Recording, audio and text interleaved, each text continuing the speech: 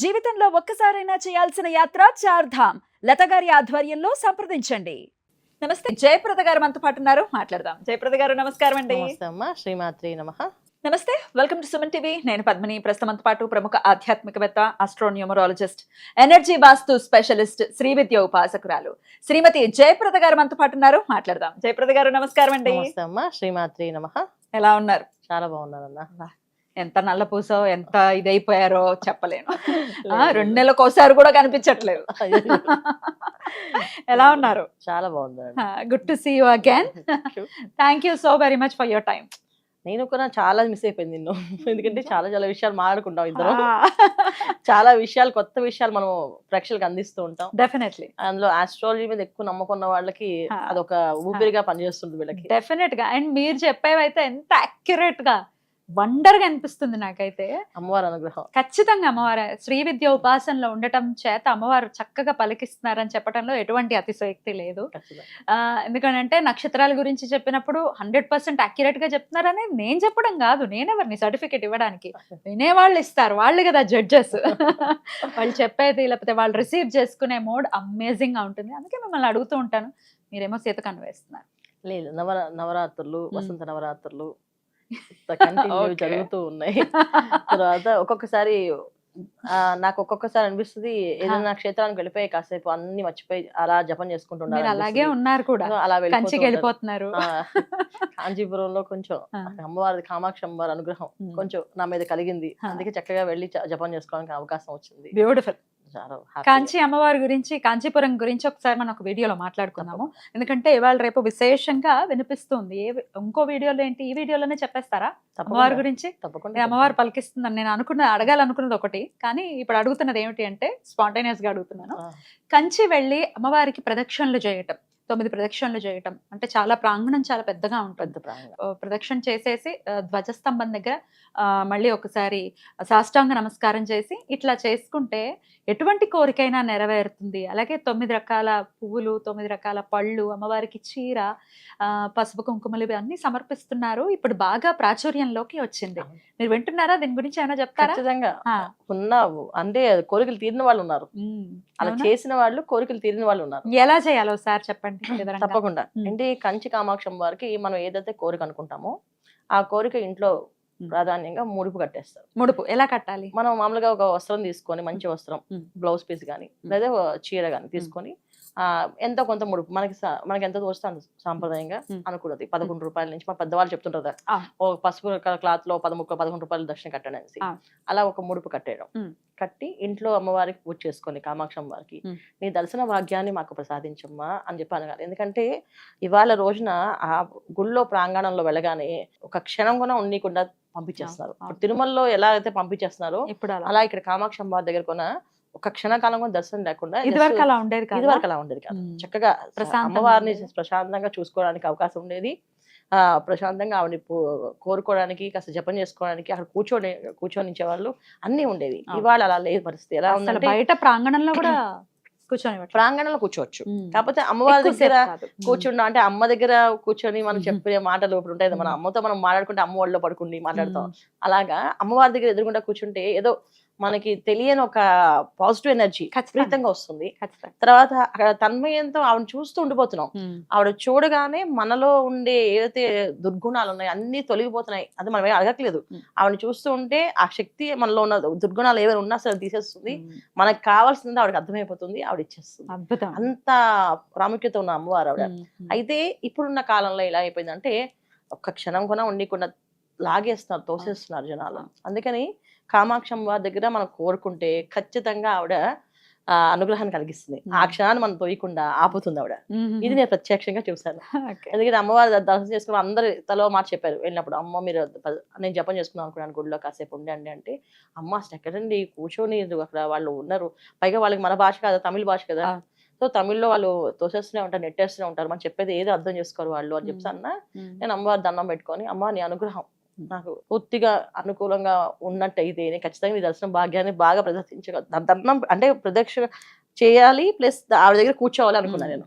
So ప్రదక్షిణాలు చేద్దాం అనుకున్నప్పుడు నేను ఫస్ట్ వెళ్ళి అమ్మవారి దగ్గర ప్రదక్షిణాలు చేస్తూ దండం పెట్టుకుంటే ఆ పంతులు గారు తీర్థం ఇస్తే ఏమండి నేను శ్రీ విద్య ఉపాసన చేసుకుంటుంటాను, అమ్మవారి దగ్గర కూర్చొని జపం చేసుకోవచ్చా అంటే ఆయన లోపలికి రామని ఆ కడ్డి తీసి కూర్చొని చేసుకోమా. అంటే ఇది అమ్మవారి అనుగ్రహం ఉంటేనే కదా ఆయన ఖచ్చితంగా. విన్నాడు. అంత జనాల్లో ఎందుకు వింటారు? అవును. నేను కూర్చోవడం కాకుండా నాతో పాటు వచ్చిన 5-6 స్నేహితులు వెళ్ళాం కదా, వీళ్ళు కొన్న మేము కూర్చోవచ్చా స్వామి అని చెప్తా అంటే కూర్చోండి.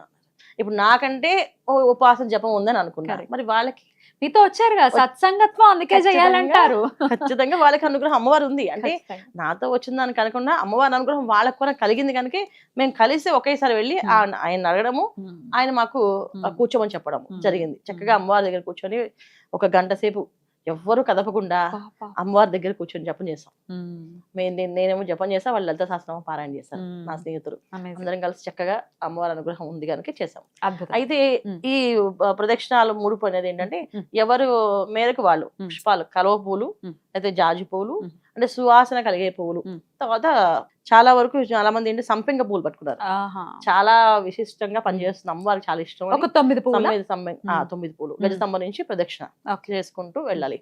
ఈ చేసేటప్పుడు కామాక్షి అమ్మవారి మంత్రం చేసుకోవడం అనేది కామాక్షి కవచం గానీ చదువుకోవడం గానీ, లేకపోతే అమ్మ కామాక్షి తల్లి కామాక్షి అన్న ఆవిడ కరుణిస్తుంది ఖచ్చితంగా. ఇలా అనుకుంటూ ప్రదక్షిణాలు 9 ప్రదక్షిణాలు చేసి మనం అనుకున్న కోరిక గజస్తంభం దగ్గర చెప్పాలి. ధ్వజస్తంభం దగ్గర చెప్పాలా? ఓకే. అందరూ గుడి దగ్గర చెప్పాలని ట్రై చేస్తారు బాబు, తోసేస్తుంటారు. వాళ్ళకి ఆ కోరిక చెప్పలేదని బాధ ఉంటుంది. గజస్తంభం దగ్గర చెప్పాలి. గజస్తంభం దగ్గర నుంచి వాళ్ళ కోరికను చెప్పుకొని అక్కడే నమస్కారం చేసి వచ్చి లోపల అమ్మవారిని దర్శనం చేసుకోవాలి. ఖచ్చితంగా ఆ కోరిక నెరవేరుతుంది.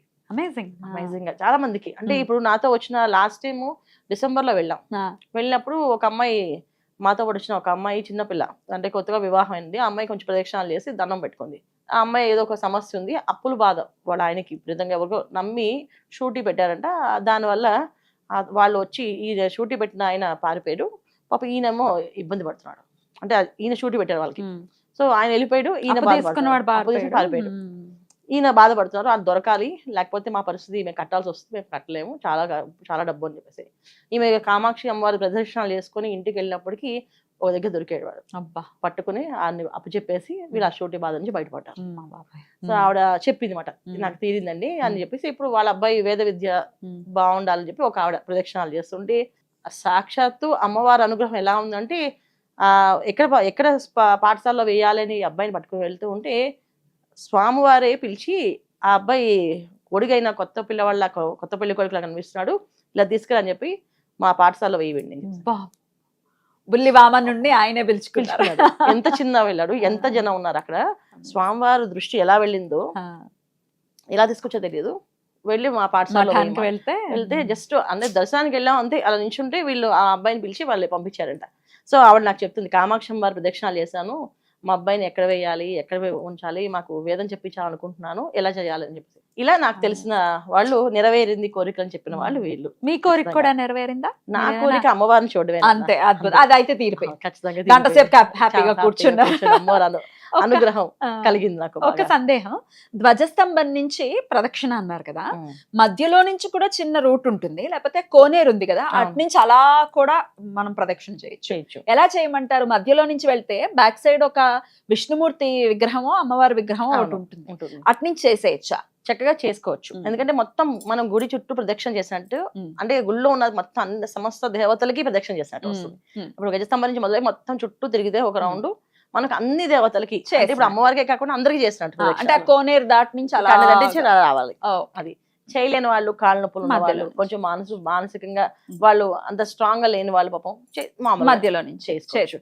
కొంతమంది అమ్మవారి గుడి చుట్టూ తిరుగుతారు, లోపల తిరిగేస్తుంటారు. ఎందుకంటే నాకు అంత ఓపిక లేదమ్మా, కానీ నాకు ఈ కోరిక ఉందని. కానీ అమ్మ ఎలా పిలిచినా ఎలా పలికినా ఆవిడ పలికిస్తుంది, ఆవిడ ఇస్తుంది, ఆవిడ ఇవ్వాలనుకుంటే ఖచ్చితంగా ఇస్తుంది.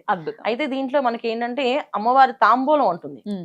లాస్ట్ దర్శనంలో ఆ రోజు అమ్మవారి అనుగ్రహం మనకు ఉంది అంటే తాంబూలం మన చేతికి వస్తుంది. ఇస్తారు. పంతులు గారు లాస్ట్ దర్శనం అయిపోయిన తర్వాత రాత్రికి 9-9:30కి ఆ ప్రాంతంలో గుడి కట్టేస్తారు. అప్పుడు ప్రసాదం తీసుకొని తాంబూలం తీసుకొని వస్తారు. ఆ తాంబూలం అమ్మవారు ఎవరికి ఇమ్మంటుందో ఆ పంతులు గారు అంతమంది స్త్రీలకి ఇలా కొంగు పడితే ప్రసాదం ఇస్తుంటారు. కొంగు పడుతుంటే ఎవరికి ఇవ్వాలో ఆయన కొంగు తీయమ్మ అంటారు. కొంగు ఇలా తీసినప్పుడు తాంబూలం పెడతారు. అది వచ్చింది అంటే అదృష్టం, ఇక మామూలు అదృష్టం కాదు. ఖచ్చితంగా అమ్మవారి అనుగ్రహం ఉంది అంటే నీ కోరిక తీరిపోయింది ఇంక పో అని అర్థం అనమాట ఆవిడ.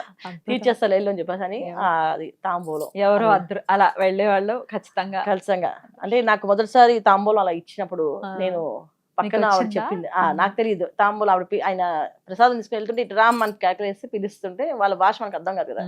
ఏదో ఎవరు నడుస్తున్నారు నన్నే అని చెప్పేసి ఇట్లా కొంగు పట్టు అని చెప్పేసి తాంబూలం ఇచ్చి మొన్న నేను తాంబూలం కోసమే అమ్మవారు ఇస్తారేమో అనుకుని ఖచ్చితంగా దర్శనం చేసుకొని నించుంటే ఖచ్చితంగా మంజు గారు పిలిచి రా అని చెప్పి తాంబూలం మళ్ళీ ఇచ్చారు. ఆ అదృష్టం అంటే ఆవిడ అనుగ్రహం ఉంది. ఆ కామాక్షి అమ్మవారి అనుగ్రహం అంటే ఒకసారి ఒక దేవాలయానికి వెళ్ళాలి అంటే మనకి అదృష్టం ఉంటేనే ఆ దేవాలయం 10 సార్లు వెళ్ళగలుగుతాం ఖచ్చితంగా. అంతేగాని మనం అనుకుంటే వెళ్ళలేము. అది అమ్మవారి ఆజ్ఞ అనుగ్రహం ఉండాలి, ఉంటేనే అమ్మ ఆజ్ఞ ఖచ్చితంగా మనం అక్కడ ఉండగలం చేయగలం అని చెప్పి బాగా దర్శనం ఎంత చక్కటి విషయాలు చెప్పారు. ఖచ్చితంగా కాంచీపురం వెళ్ళి అమ్మవారి దర్శనాన్ని ప్రతి ఒక్కరు ప్రయత్నపూర్వకంగా వెళ్ళాలి, దర్శనం చేసుకోవాలి. చాలా విశేషం. ఆవిడ కుంకుమ తెచ్చుకుంటే రోజు ఎటువంటి మాంగళ్య దోషాలు ఉన్నా ఎటువంటి భార్యాభర్తల సమస్యలు ఉన్నా అవి తొలగిపోతాయి. అసలు అక్కడికి వెళ్ళి వస్తున్న తర్వాత భార్యాభర్త మధ్యలో అసలు ఎలా మార్పు మారిపోతుందంటే అదిచే భర్త కొన ఏమనట్లేదు, చాలా సాఫ్ట్ గా ఉన్నారు. ఇప్పుడు మాతో వచ్చిన ఏవైతే ఉన్నామో 5-6 ఒక్కొక్కరు ఒక్కొక్క పద్ధతి ఉంది భర్తలతోటి. అయితే కామాక్షి అమ్మ దగ్గరికి వెళ్ళావా, దర్శనం చేసుకున్నావా, బాగా జరిగిందా, నీకు బాగా అయిపోయి అనిపించిందా, ఏమైనా కొనుక్కున్నావా అని అడిగారు. అంటే కాంచీపురం వెళ్తే చీరలు అవన్నీ కొనుక్కుంటారా, కొనుక్కొని డబ్బులు వేస్తా అని చెప్పి ఫోన్ పేలో గూగుల్ పేలో వేసిన వాళ్ళు ఉన్నారు. అమ్మవారి అనుగ్రహం అంత చాలా కరుణిస్తుంది. కరుణించి కామాక్షి అమ్మవారు అని చెప్పి నాకు చాలా బాగా అంటే ఇంకా చెప్తుంటే అనిపిస్తుంది. ఇది కూడా అమ్మ అనుగ్రహం. ఈ రోజు మనం అసలు దీంట్లో నేను రాసుకొని కూడా రాసుకోలేదు. అమ్మవారు పలికించారు. ఏమో ఎవరు వెళ్ళాలో, ఎవరు మనసు మారాలో, అవును, ఎవరు అమ్మవారిని దర్శనం చేసుకోవాలో అంటే అమ్మవారు ఎవరినో పిలిపించాలనుకుంటుంది. ఖచ్చితంగా అందుకే మనం వీడియో చేయించింది. ఒకవేళ ఈ వీడియో చూసి మీరు ఒకవేళ దర్శనం చేసుకుంటే కనుక, చూసిన తర్వాత వెళ్ళాలి అనిపించి మీరు దర్శనం చేసుకుంటే ఖచ్చితంగా వీడియో కింద రాయండి, నేను సంతోషిస్తాం. చాలా సంతోషిస్తాం. Thank you so very much అండి. ఇంకా మాట్లాడాల్సిన విషయాలు చాలా ఉన్నాయి, నెక్స్ట్ వీడియోస్ తో మాట్లాడుకుందాం. తప్పకుండా. థ్యాంక్ యూ జయప్రద గారు, నమస్కారం. నమస్తే అమ్మ. శ్రీమాత్రే నమః.